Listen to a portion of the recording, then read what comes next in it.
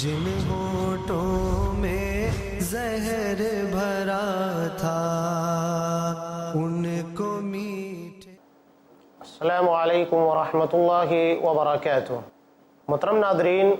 اس سے قبل ہماری گفتگو جس موضوع کے پر، جس حدیث کے پر جاری تھی، وہ بہت ہی اہم اور شریعت کے بہت سارے مسائل کو بہترین طریقے سے بیان کرنے والی، جس پر ہم نے کئی انداز سے کئی مسائل کے لیے روشنی ڈال بھی دی ہے، جسے حضرت امام بخاری رحمۃ اللہ علیہ اور حضرت امام مسلم رحمۃ اللہ علیہ نے کتاب النکاح میں نقل کیا حضرت انس بن مالک رضی اللہ تعالیٰ عنہ سے۔ 3 افراد نبی کریم صلی اللہ علیہ وسلم کی ازواج مطہرات کے پاس آئے نبی کریم صلی اللہ علیہ وسلم کی عبادت کے احوال کو جاننے کے لیے۔ جب انہیں بتایا گیا تو اس عبادت کو انہوں نے بہت کم سمجھا اور کہنے لگے ہمارا نبی کا کیا مقابلہ، جب کہ نبی کریم صلی اللہ علیہ وسلم کے اگلے پچھلے گناہوں کو بخش دیا گیا ہے۔ تو اس میں سے ایک کہنے لگا میں ساری رات نماز ادا کروں گا، ایک کہنے لگا میں ہمیشہ روزہ رکھوں گا، کبھی افطار نہیں کروں گا، اور ایک کہنے لگا کہ میں شادی ہی نہیں کروں گا۔ جب یہ بات نبی کریم صلی اللہ علیہ وسلم تک پہنچی، تب آپ صلی اللہ علیہ وسلم نے اس کے بعد اپنا تاثر دیا اور ان لوگوں کی غلطی کے پر بہت ہی اچھے انداز سے انہیں متنبہ کیا، جس سے معلوم یہ ہوتا ہے کہ اگر کوئی غلطی کرے اور غلطی کے پیچھے اس کی نیت اچھی ہو تو یہ نہیں کہ انہیں ڈانٹا پھٹکارا جائے یا انہیں لوگوں کے سامنے ذلیل کرنے کی کوشش کی جائے، بلکہ نبی کریم صلی اللہ علیہ وسلم کا طریقہ اس سے مختلف رہا ہے۔ یہ لوگوں کی فکر کو اور لوگوں کے مزاج کو شریعت کے تابع کر رہے ہیں۔ یہ نہیں کہ کسی کو اس کی غلطی کے پر اس انداز سے ٹوکا جائے کہ وہ غلطی کے پر غلطی کرنے لگے، بلکہ غلطی کی اصلاح کرے۔ یہ طریقہ ہونا چاہیے کسی بھی خطا کرنے والے، غلطی کرنے والے کی اصلاح کا۔ نبی کریم صلی اللہ علیہ وسلم نے کہا اما واللہ انی لاخشاکم للہ واتقاکم لہ، سنو اللہ کی قسم میں تم لوگوں کے درمیان سب سے زیادہ اللہ کا خوف رکھنے والا اور سب سے بڑا متقی بندہ ہوں۔ کوئی کتنی بھی کوششیں کر لے، کتنی بھی عبادتیں، کتنی بھی ریاضتیں اور کتنا بھی اللہ کی بندگی کر لے، وہ کبھی بھی تقویٰ کے اس معیار کو نہیں پہنچ سکتا ہے جس معیار کے پر میں پہنچا ہوا ہوں۔ اللہ نے وہ جو مقام مجھے عطا کیا ہے، کوئی بھی اس مقام تک نہیں پہنچ سکتا ہے۔ یہ نبی کریم صلی اللہ علیہ وسلم کا مقام نبوت ہے کہ کوئی انتھک کوششوں کے بعد اور بہت عبادت و بندگی کے بعد بھی اس مقام تک نہیں پہنچ سکتا ہے، اور اس مقام بلند کے پر، تقویٰ کے اس معیار کے پر پہنچنے کے بعد میں کیا کر رہا ہوں، میں کس انداز میں وہاں تک پہنچا ہوں۔ اصوم و افطر، میں روزہ بھی رکھتا ہوں اور روزہ نہیں بھی رکھتا ہوں، افطار کرتا ہوں۔ یعنی میں رمضان المبارک کے علاوہ دنوں میں جب نفلی روزوں کا مسئلہ آتا ہے تو میں جب بھی ضرورت پیش آتی ہے روزہ رکھ لیتا ہوں، اور میرا دل جب نہیں چاہتا ہے تو نہیں بھی رکھتا ہوں۔ نبی کریم صلی اللہ علیہ وسلم سے روزوں کے تعلق سے کئی اہم احادیث بھی ہیں جو رمضان المبارک کے علاوہ روزوں کے لیے ہیں۔ مثلا ایام 20 کا روزہ ہے، یعنی مہینے کی جو عربی تاریخ کے اعتبار سے ہوتے ہیں، جن دنوں میں چاند مکمل ہوتا ہے، بدر کامل ہوتا ہے، ایام 20 جنہیں روشن دن کہا جاتا ہے، یہ 13، 14 اور 15 تاریخ کو ہوتے ہیں۔ آپ صلی اللہ علیہ وسلم سے ان دنوں کے اندر نفل و روزہ رکھنے کی حدیثیں ملتی ہیں۔ اس کے علاوہ پیر کے دن کے بارے میں جیسا کہ مسلم کے اندر ہے، جب آپ صلی اللہ علیہ وسلم سے پیر کے دن کے بارے میں روزہ رکھنے کو دریافت کیا گیا تو آپ صلی اللہ علیہ وسلم نے کہا میں اس دن اس لیے روزہ رکھتا ہوں، اللہ رب العالمین نے اسی دن مجھے پیدا کیا، اسی دن میری پیدائش ہوئی، اور اسی دن اللہ رب العالمین نے مجھے تاج نبوت پہنایا، مجھے مقام نبوت کے پر فائز کیا گیا، قرآن مجید میرے پر نازل ہوا۔ اور اس کے علاوہ جمعرات کا بھی روزہ ہے۔ یہ وہ روزے ہیں جو نبی کریم صلی اللہ علیہ وسلم سے رمضان المبارک کے علاوہ ثابت ہے۔ اور اس کے علاوہ عاشورہ کا روزہ ہے، عرفہ کا روزہ ہے، یہ بھی اپنی جگہ کے پر بڑی فضیلت رکھتے ہیں۔ تو اللہ کے رسول صلی اللہ علیہ وسلم روزہ رکھتے تھے اور نہیں بھی رکھتے تھے۔ یہ نفل و روزوں کی بابت بات ہو رہی ہے، نہ کہ رمضان المبارک کے متعلق، اس لیے کہ وہ روزے جن لوگوں کے پر فرض ہو جاتے ہیں اس کا رکھنا ضروری ہو جاتا ہے۔ یہ نہیں کہ وہاں پر آدمی رکھے نہ رکھے برابر ہے، بلکہ وہاں اب کمپلسری ہے، لازمی ہے کہ آپ رمضان کے ہر روزے کو ادا کریں۔ یہ نفل روزوں کے متعلق اللہ کے رسول صلی اللہ علیہ وسلم کی سنت ہے۔ یہ روزوں کے بارے میں آپ نے کہہ دیا۔ اس کے بعد آپ نے یہ بھی کہا اصلی و ارقد، میں رات میں نماز پڑھتا ہوں، سوتا بھی ہوں۔ نماز یہ اللہ رب العالمین کا حق ہے، جو اللہ کی بندگی ہے وہ ادا کرتا ہوں، اور سوتا بھی ہوں، اس لیے کہ آدمی کے پر اس کے بدن کا بھی حق ہے۔ یہ نہیں کہ اپنے بدن کو اتنا استعمال کرے کہ حد سے تجاوز کر بیٹھے اور ان کے حق کو ادا کرنے کی کوشش نہ کرے، بلکہ اپنے بدن کے حق کو بھی ادا کرنا چاہیے تاکہ اس کی صحت برقرار رہے اور کسی طریقے سے کوئی نقصان نہ ہونے پائے اور اس کی بیماری کی وجہ سے عبادت میں خلل نہ واقع ہو۔ تو آدمی کو اپنے بدن کے حق کو بھی صحیح طریقے سے ادا کرنا ہے۔ تو اللہ کے رسول صلی اللہ علیہ وسلم کی سنت ہے کہ آپ رات کو نماز بھی پڑھتے تھے، سویا بھی کرتے تھے، اور طبی نقطہ نظر کے اعتبار سے نبی کریم صلی اللہ علیہ وسلم نے جو سنتیں بتائی ہیں یہ ہمارے جسمانی فوائد کے لیے بھی کافی اہمیت کے حامل ہے کہ آدمی رات کے ابتدائی حصے میں سو جائے، اس کے بعد جب ایک تہائی رات بیت جائے تو تہجد کی نماز کے وقت بیدار ہو اور اس کے بعد اللہ کی عبادت، اللہ کی بندگی کرے۔ رب العالمین روزانہ سمائے دنیا کے پر نزول فرما کر جو اس کی شان کے مطابق ہے اپنے بندوں کو آواز دیتا ہے کوئی مغفرت کا طلب کرنے والا میں اسے بخش دوں، ہے کوئی دعا مانگنے والا میں اس کی دعا کو قبول کروں، ہے کوئی ضرورت مند جو مجھ سے سوال کرے اور میں اس کی مراد کو پورا کروں۔ یہ دینے والا خود کہہ رہا ہے لیکن مانگنے والے موجود نہیں ہیں کہ اللہ رب العالمین کی اس پکار کے پر اللہ سے کچھ مانگ لے۔ اللہ رب العالمین جو کہ ہر چیز کا اختیار رکھنے والا مختار کل ہے، ساری چیزیں اس کے اختیار میں ہیں اور اس نے ہر چیز کو اپنے قبضہ قدرت میں رکھا ہے، وہ خود کہہ رہا ہے کہ مانگو، مجھ سے سوال کرو، اپنے گناہوں کی بخشش کا مطالبہ کرو، میں غفار ہوں، میں موتی ہوں، میں بخشنے والا، عطا کرنے والا، ہر چیز عنایت کرنے والا، اس سے مانگو۔ دینے والا نزول فرما رہا ہے اپنی شان کے مطابق، روزانہ آواز دے رہا ہے اپنے بندوں کو نماز تہجد کے وقت، لیکن یہ ہم جیسے مسلمانوں کی بدبختی ہے کہ ہم اس دینے والے سے کچھ مانگ نہیں پا رہے ہیں۔ جب وہ دینے کے لیے آتا ہے تو ہم سو جاتے ہیں، یوں ظاہر کر رہے ہیں کہ ہمیں لینے کی ضرورت نہیں ہے، حالانکہ اللہ رب العالمین خود ارشاد فرماتا ہے سورہ فاطر میں، یا ایھا الناس انتم الفقراء الی اللہ، لوگو تم سب کے سب اللہ کے محتاج ہو، اللہ کے سامنے تمہاری حیثیت ایک فقیر کی، ایک بیکاری کی ہے جو ایک ایک چیز کے لیے لوگوں کا محتاج ہوتا ہے۔ اسی طرح دنیا کا چاہے وہ بادشاہ ہو، حکمراں ہو، خلیفہ ہو، دنیا کا مالدار ترین آدمی ہو یا غریب سے غریب، ہر کوئی اللہ کا محتاج ہے، اس کے رحم و کرم کا مستحق ہے۔ جب تک اللہ اپنی رحمت میں نہ رکھے کوئی بھی اس زندگی کو بہترین طریقے سے نہیں بتا سکتا ہے، سکون کے ساتھ، اطمینان کے ساتھ اپنی اس زندگی کو نہیں گزار سکتا ہے۔ ہر لمحہ اسے اللہ رب العالمین کے عنایت اور اس کی کرم فرمائی کی ضرورت ہے، اور اس کے اعتبار سے آدمی اپنی زندگی کے شیڈول کو بنائے۔ اس کے فوائد نبی کریم صلی اللہ علیہ وسلم کی سنت جہاں پر عبادت کے لیے بڑی اہمیت کی حامل ہے، وہیں صحت اور ہماری زندگی کو بہترین طریقے سے گزارنے کے لیے بہت ہی ضروری ہے، یعنی ہم عبادت کے ساتھ اپنی صحت کو بھی برقرار رکھتے ہیں۔ اور اس کے بعد آپ نے یہ بھی کہا وَأَنَا أَتَزَوَّجُ النِّسَاءَ، کہ میں نے عورتوں سے شادی بھی کی ہے، میں کسی مقام کے پر تم جیسا نہیں ہوں۔ تم ساری رات عبادت کرنے کی بات کر رہے ہو، میں رات میں عبادت کرتا ہوں، سوتا بھی ہوں، اور تم کہتے ہو کہ ساری زندگی روزہ رکھتے رہوں گا،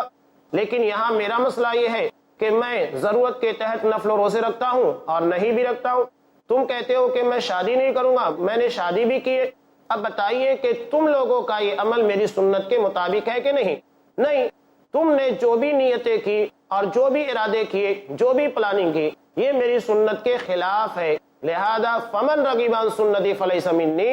اگر کوئی میری سنت سے انحراف کرے گا، میرے طریقے کی مخالفت کرے گا، یقینی بات ہے کہ وہ میرے طریقے پر نہیں ہے اور اس کے پر اسے عبادت کا نہیں بلکہ بدعت کے تعلق سے گناہ ملنے والا ہے۔ وہ عبادت نہیں ہے بلکہ بدعت کے دائرے میں آ جاتی ہے، اب اس کے پر رب العالمین کی طرف سے جزا نہیں سزا ملنے والی ہے۔ یہی فرق ہے عبادت اور بدعت کے درمیان، کہ آدمی نیک نیتی کے ساتھ نبی کی سنت کے دائرے میں رہ کر جو کام کرتا ہے وہ چیز عبادت بن جاتی ہے، لیکن نیک نیتی کے ساتھ نبی کی سنت کے خلاف اگر کوئی کام کرتا ہے تو وہ چیز بدعت بن جاتی ہے۔ اگر آدمی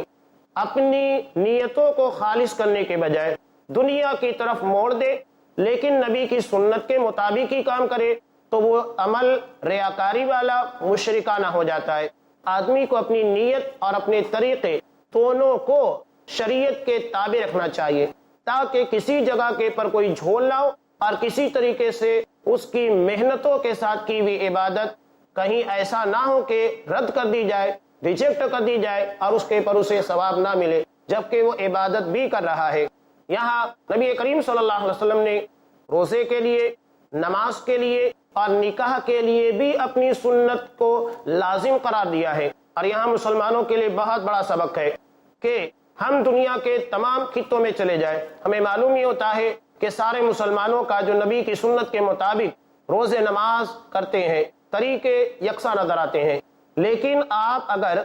کسی ایک ہی ملک میں چلے جائیں جہاں مسلمان آباد ہو تو ہر مسلمان اپنے برادری کے طریقے کے مطابق شادی بیاہ کی رسموں کو انجام دیتا ہے۔ صرف ایک ایجاب و قبول ہے جو سنت کے مطابق ہے، باقی ساری چیزیں اپنی مرضی کے مطابق کر رہا ہے، جبکہ اللہ کے رسول نے کہا ہے کہ نکاح بھی میری سنت کے مطابق ہونا چاہیے، یہ نہیں کہ آپ نکاح اپنی مرضی سے کریں۔ یہی وجہ ہے کہ ہمارے یہاں شادی بیاہ کے نام کے پر بہت سارے مسائل کھڑے ہو رہے ہیں۔ ان مسائل کے بارے میں انشاءاللہ کچھ باتیں آئندہ آپ کے سامنے نقل کی جائے گی، چونکہ وقت ہو چکا ہے ایک وقفے کا۔ وقفے کے بعد انشاءاللہ جو باتیں مسائل نکاح کے متعلق ہے اختصار کے ساتھ آپ کے سامنے پیش کی جائے گی۔ تب تک کے لیے دیجیے اجازت۔ السلام علیکم ورحمۃ اللہ وبرکاتہ۔ انگاروں کو پھول بنایا، اللہ کے ایک ہونے کا اقرار۔ اللہ نے فرمایا میں تنہا ہوں، نہ میں نے کسی کو جنم دیا، نہ مجھے کسی نے جنم دیا، اور نہ میرا کوئی ہمسر اور برابر ہے۔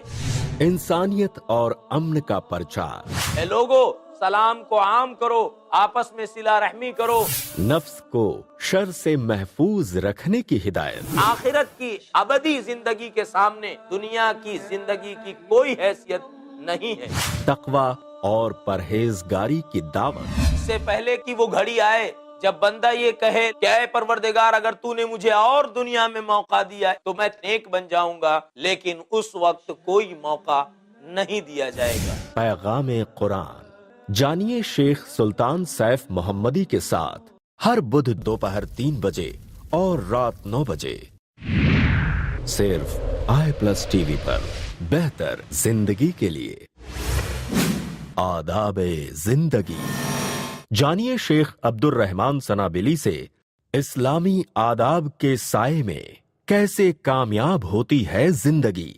ہر منگل دوپہر 2:30 بجے اور رات 8:30 بجے صرف i+ TV پر۔ بہتر زندگی کے لیے فیس ٹو فیس بردر زید پٹیل کے ساتھ دیکھیے اسلام کے آئینے میں دنیاوی سوچ کا سچ، ہر جمعرات رات 8 بجے صرف i+ TV پر۔ بہتر زندگی کے لیے اپنے DTH اور کیبل آپریٹر سے آج ہی سمپرک کریں۔ Free to year. انگاروں کو پھول بنایا۔ السلام علیکم ورحمۃ اللہ وبرکاتہ۔ محترم ناظرین، وقفے سے قبل ہم نبی کریم صلی اللہ علیہ وسلم کی ایک اہم حدیث کے تعلق سے بات چیت جاری رکھے ہوئے تھے، اور اس حدیث میں اس مقام تک پہنچے تھے جہاں پر آپ صلی اللہ علیہ وسلم نے روزہ، نماز اور نکاح کے لیے اپنی سنت کو لازم قرار دیا۔ اب چونکہ بات یہاں پر آ چکی ہے اور ہمارے سماج کے اندر خاص طور سے مسلمانوں کے درمیان نکاح کو لے کر، شادی بیاہ کے مسائل کو لے کر کافی ایسے مسائل پیدا کر دیے گئے ہیں جس کی وجہ سے ہمارے لیے تکالیف اور مشکلات بڑھ گئی ہیں۔ اس کی وجہ یہ ہے کہ ہم نے وہاں پر نبی کریم صلی اللہ علیہ وسلم کی سنت کو فالو نہیں کیا۔ اللہ کے رسول صلی اللہ علیہ وسلم کے زمانے میں نکاح کیسے ہوتا تھا؟ بڑی ہی سادگی کے ساتھ۔ اس کی ایک واضح مثال حضرت امام بخاری رحمۃ اللہ علیہ نے کتاب النکاح میں نقل کی ہے کہ ایک عورت نبی کریم صلی اللہ علیہ وسلم کے پاس آئی اور کہا کہ اللہ کا رسول، میں آپ سے نکاح کرنا چاہتی ہوں۔ آپ صلی اللہ علیہ وسلم نے ایک مرتبہ اس کو دیکھا اور اپنی نگاہ کو نیچی کر لیا، یعنی یہ اس بات کی دلیل تھی کہ آپ اس سے شادی نہیں کرنا چاہتے ہیں۔ چنانچہ ایک صحابی جو وہاں پر بیٹھے ہوئے تھے انہوں نے کہا کہ اللہ کا رسول، اگر آپ اس سے نکاح نہیں کرنا چاہتے ہیں تو اجازت دیجئے میں کر لیتا ہوں۔ اللہ کے رسول صلی اللہ علیہ وسلم نے کہا کہ نکاح کرنے کے لیے تمہارے پاس مہر دینے کے لیے کچھ ہے کہ مہر میں کچھ دے سکو؟ تو انہوں نے کہا کہ اللہ کے رسول کچھ بھی نہیں ہے۔ تو آپ صلی اللہ علیہ وسلم نے کہا کہ گھر پر جا کر دیکھو، اگر کچھ ہوگا تو وہ لا کر دے دو تاکہ اس کی مہر ادا ہو جائے۔ یہ اپنے گھر کے پر گئے، بڑی تلاشی لی، کچھ بھی نہیں ملا، یہاں تک کہ آپ صلی اللہ علیہ وسلم نے ان سے کہا جاؤ تلاش کرو، گرچہ لوہے کی ایک انگوٹھی ہی کیوں نہ ہو، اسے مہر میں دے دو۔ یہ گئے اور کہا کہ اللہ کے رسول وہ بھی گھر میں نہیں ہے کہ میں ایک لوہے کی انگوٹھی نکاح میں مہر کی ادائیگی کے لیے دے سکوں۔ تب آپ صلی اللہ علیہ وسلم نے کہا کہ کیا تمہیں قرآن مجید کی کچھ صورتیں یاد ہیں؟ تو انہوں نے کہا کہ ہاں۔ تب آپ صلی اللہ علیہ وسلم نے کہا کہ ان صورتوں کو تم اسے سکھا دینا، اور اسی کے پر آپ صلی اللہ علیہ وسلم نے ان کا اس عورت کے ساتھ نکاح کر دیا اور کہا زوجتک بما معک من القرآن، کہ میں تمہارا نکاح قرآن کی ان صورتوں کے سکھانے کے بدلے میں بطور مہر کے ادا کر رہا ہوں، اسی کے پر تمہارا نکاح قائم ہو رہا ہے۔ یہ تھا نبی کریم صلی اللہ علیہ وسلم کی زندگی میں نکاح کی ایک بہترین مثال۔ بتائیے نکاح کا یہ طریقہ جو نبی کی زندگی میں، اس کے برخلاف ہمارے یہاں پر نکاح کے تعلق سے شادی بیاہ کے مسائل کے نام کے پر کس قدر مسائل پیدا کر دیے گئے ہیں اور کتنی رکاوٹیں ڈال دی گئی ہیں جو ہمارے لیے نکاح کو بہت مشکل بنا رہی ہیں۔ اس کے برخلاف جہاں کہ شریعت اسلامیہ نے نکاح کو آسان بنایا ہے اور زنا کو مشکل بنایا ہے، ہم نے زنا کو آسان کر دیا، نکاح کو مشکل کر دیا ہے کہ ایک آدمی چند روپیوں کے بس اپنے آپ کو زنا جیسے بدترین جرم میں شامل کرتا ہے اور اسے ادا کر کے چلاتا ہے۔ اس کے مقابلے میں اگر اسے شادی کرنا ہے، نکاح کرنا ہے، تو یہ اس کے لیے بہت ہی مشکل ہے۔ اب بتائیے نبی نے نکاح کو آسان کیا، زنا کو مشکل بنا دیا، لیکن ہم لوگوں نے اپنے سماجی مسائل کو، رسومات کو اہمیت دیتے ہوئے نکاح کو اتنا مشکل بنا دیا کہ ایک آدمی کو اس سنت کی ادائیگی کے لیے کافی مشکلات کا سامنا کرنا پڑتا ہے، اور اس کے مقابلے میں زنا تک پہنچنا اس کے لیے بہت آسان ہے۔ چند سینکڑوں کے اور کچھ روپیوں کے عوض وہ یہ کام انجام دے دیتا ہے جس کی بنیاد کے پر وہ زناکار اور بدکار بن جاتا ہے۔ نبی کریم صلی اللہ علیہ وسلم نے اس تعلق سے ایک اور اہم بات بھی کہی ہے کہ نکاح کو آسان بنانے کے ساتھ ساتھ رشتہ داری کے تعلق سے، جیسا کہ حضرت امام ترمذی رحمۃ اللہ علیہ نے اپنی سنن کے اندر ایک روایت کو نقل کیا ہے کتاب النکاح کے اندر، اللہ کے رسول صلی اللہ علیہ وسلم نے کہا کہ اگر تمہارے پاس کوئی ایسا رشتہ آئے جس کے دین اور جس کے اخلاق سے تم خوش ہو اور جس کے دین اور اخلاق کو پسند کرتے ہو تو اس سے نکاح کر دو۔ اگر تم نے ایسا نہیں کیا تو زمین کے پر بڑا فتنہ پیدا ہوگا اور بہت ہی بڑا فساد برپا ہونے والا ہے۔ اور یہ چیز ہمارے سامنے، اگر کسی کے دین اور اس کے اخلاق کو اہمیت نہیں دی جائے گی تو آپ کس کو اہمیت دیں گے؟ بے دین آدمی کو، جو نمازی نہیں، جو روزہ رکھنے والا نہیں، اور ایسا ہے جو کہ بد اخلاق ہے۔ اور نتیجہ یہ نکلتا ہے کہ ایسے لوگوں کے ہاں شادی کرنے کے بعد بچی بار بار اپنے ماں باپ کے ہاں مطالبات لے کر پہنچتی ہے، کہیں سامان کے مطالبات ہے، کہیں رقم کے مطالبات ہے۔ اگر دینداری کی بنیاد کے رشتے نہ طے کیے جائیں تو یقینی بات ہے بے دینوں کو دیے جائیں گے، بد اخلاقوں کو دیے جائیں گے، جس کے نتیجے میں گھر کے اندر بہت سارے مسائل پیدا ہو رہے ہیں۔ آپ خود دیکھ سکتے ہیں کہ اس طرح کے لوگوں کے ساتھ جب رشتہ داری قائم کی جاتی ہے، بچی بار بار اپنے ماں باپ کے ہاں مطالبات لے کر آتی ہے، کہیں رقم کا مطالبہ ہے، کہیں سامان کا ہے، کہیں جہیز کا ہے، کہیں گاڑی کا ہے، الگ الگ مطالبات ہے جو لے کر آتے رہتی ہے۔ ایک باپ اپنی بچی کو دینے کے بعد کیا کیا دے گا؟ بڑی محبت اور ناز و نعم کے اندر پلی ہوئی بچی۔ بہرحال اللہ نے اگر باپ کو حیثیت مند بنایا ہے، دولت مند بنایا ہے تو وہ دے دیتا ہے، لیکن کب تک دے گا؟ یہ چیزیں آدمی کی زندگی کے اندر بار بار مسائل پیدا کرتی ہیں، تکالیف پیدا کرتی ہے اور رکاوٹیں کھڑی کرتی ہیں۔ یہی وہ بات ہے جو اللہ کے رسول نے کہی کہ اگر تم نے اس کے پر عمل نہیں کیا، یعنی دینداری اور اخلاق کو ترجیح نہیں دی، اس کا نتیجہ یہ نکلے گا فتنۃ فی الارض وفساد عریض، زمین میں فتنہ پھیلے گا اور لمبے چوڑے اختلافات پیدا ہوں گے اور شر پیدا ہوگا۔ لہذا دین کے تقاضوں کے مطابق یہ چیزیں کرنا چاہیے تاکہ سماج مضبوط بنا رہے۔ اس کے آگے ہمارے یہاں سماجی طور پر اسلام سے ہٹ کر بہت ساری چیزیں، جن میں سے ایک بالکل واضح اور کھلی ہوئی ہے، جسے ہنڈے کے نام سے تعبیر کیا جاتا ہے، یا کسی اور علاقے میں الگ نام سے تعبیر کر دیا جائے کہ لڑکے والا شادی سے قبل لڑکی والوں سے رقم کا مطالبہ کرتا ہے، گاڑی کا مطالبہ، 2 ویلر ہے، 4 ویلر ہے اور دیگر چیزوں کا مطالبہ ہے تو عام چیز ہے۔ اب یہاں پر رقم کا بھی مطالبہ کیا جاتا ہے کہ 2 لاکھ، 3 لاکھ، 5 لاکھ، 10 لاکھ آدمی اپنے اعتبار سے مطالبہ کرتا ہے، اور کہنے والا بڑی پیاری بات کہتا ہے لوگوں کی ان حالتوں کو دیکھنے کے بعد کہ یہاں رشتوں کا بھی مول اس بازار میں ہے مہنگائی، یعنی رشتوں کو خریدا جا رہا ہے۔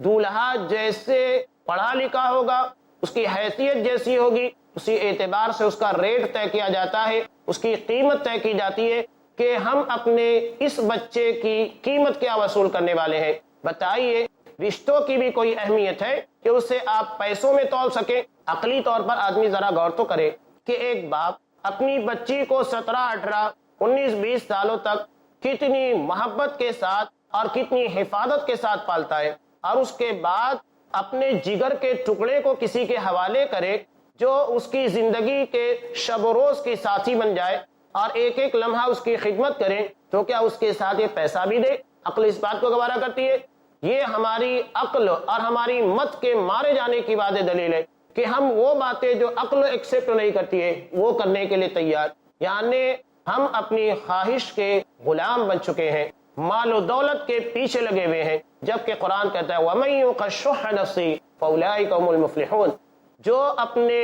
نفس کی لالچ اور اپنے نفس کو مال کے پیچھے لگانے اور اس کی تگ و دو سے بچا لے، یہی کامیابی ہے۔ تو جب آپ کو کامیابی چاہیے، آپ کامیاب ترین لوگوں میں شمار کیے جانے کو پسند کرتے ہیں،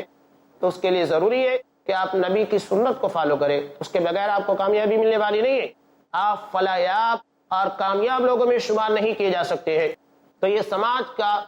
ایک ایسا معاملہ ہے جو کہ ہر کسی کو تکلیف میں ڈالے ہوئے ہے، چاہے وہ لڑکے والا ہو یا لڑکی والا ہو، اور نتیجہ وہی ہے نبی کی سنت کی مخالفت، جبکہ اللہ کے رسول نے وعدے کہہ دیا فمن رغب عن سنتی فلیس منی، جو میری سنت سے انحراف کرے گا، نکاح کو میری سنت کے دائرے میں نہیں لائے گا، میرے طریقے کے مطابق نہیں کرے گا، یقینی بات ہے کہ اس کا تعلق مجھ سے نہیں، اور جب نبی سے اس کا تعلق نہیں ہوگا تو اس کا مطلب بالکل واضح ہے کہ وہ آدمی اسلام کے طریقے پر نہیں ہے، وہ اسلام کے علاوہ کسی اور طریقے کو اپنانے کی کوشش کر رہا ہے، کسی اور راہ پر چل رہا ہے۔ اور قرآن نے وعدے کہا وَمَن يَبْتَغِ غَيْرَ الْإِسْلَامِ دِينًا فَلَن يُقْبَلَ مِنْهُ، اگر کوئی اسلام کے علاوہ کوئی اور دین، کوئی اور طریقے پر چل کر اللہ کے ہاں کامیاب ہونے کی کوشش کرے گا، اسے ناکام کر دیا جائے گا، اسے فیل کر دیا جائے گا، وہ اللہ کے ہاں کامیاب نہیں ہو سکتا ہے۔ تو نبی کریم صلی اللہ علیہ وسلم نے بہت ہی اہم بات کہی،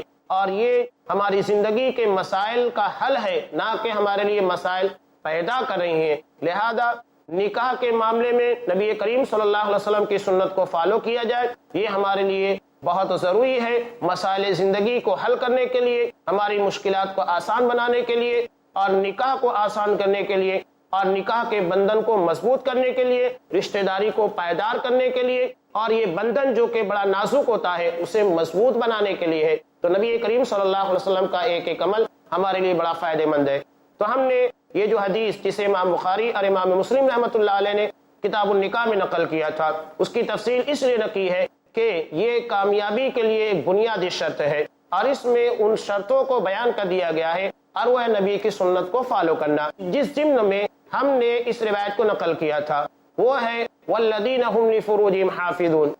کہ جو لوگ اپنی شرمگاہوں کے محافظ ہیں، یعنی شرعی نکاح کے ذریعے اپنی خواہشات نفس کی تکمیل کرتے ہیں، یہ کامیاب مومنوں میں شمار کیے جاتے ہیں۔ آگے بھی کامیاب مومنوں کی مزید صفات بیان کی گئی ہے،